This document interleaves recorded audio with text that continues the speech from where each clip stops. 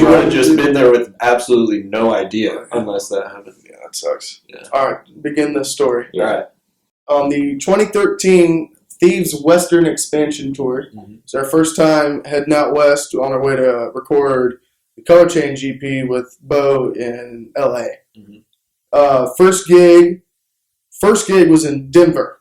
Yes. At what was that place called? Seventh Circle. Seventh Circle. Yeah, really cool spot actually. Yeah, Aaron's a real cool dude. But we drove like straight through the night, nonstop from Austin to Denver to get there. We left the day before, and I believe I did.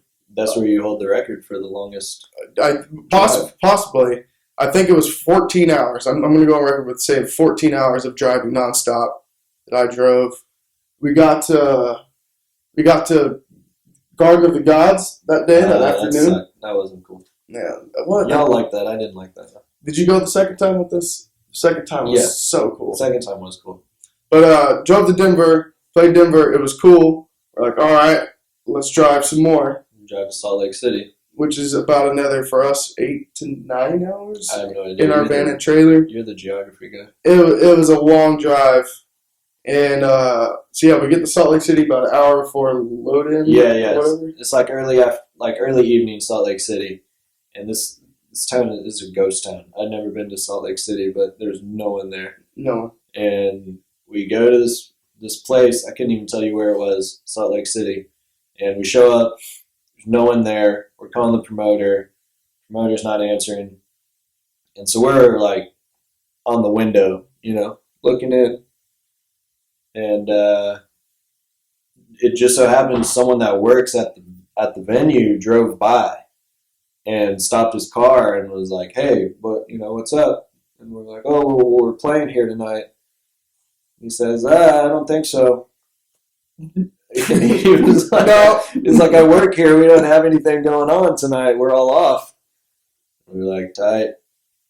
I think one of us booked the show. It was like a DIY book tour. Billy. And I think Billy was booking it.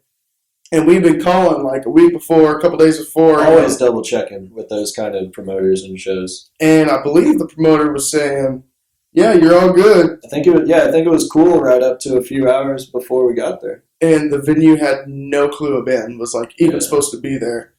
The coincidence that the guy that worked there would just so happen to be driving in front of the club and saw like band with the trailer sitting out front to tell us that there was no gig. That's pretty wild. Yeah. And then the next gig was supposed to be in Boise, Idaho. We played that one, didn't we? Nope, not that tour. Oh. And we drove straight from Salt Lake City after driving there 9 hours from Denver. We got in the van and just started driving again. Drove straight 16 hours to Seattle. And to stay with Max. To stay with our buddy Max. And so altogether in like 3 days, we did a total of like 40-something hours of driving and played one gig in Denver. Which it wasn't a bad gig at all. Shout out Seventh Circle. But definitely a not shout out to anyone in Salt Lake City. No, Jesus. For not even like showing up to even see if the band was playing tonight. Yeah. So we would have just had zero idea of what was happening had that guy not driven by. Yeah, like how long would we have waited to find out that, like what would we have done? Like, Colin set up merch on the sidewalk? Well, there was no one there. Who cares? Salt Lake City sucks. Yeah. Utah, right? Yeah. Everyone dies there. From what I've heard. Shout out to Preston and the rest of the Latter-day Saints. We played with Everyone Dies in Utah.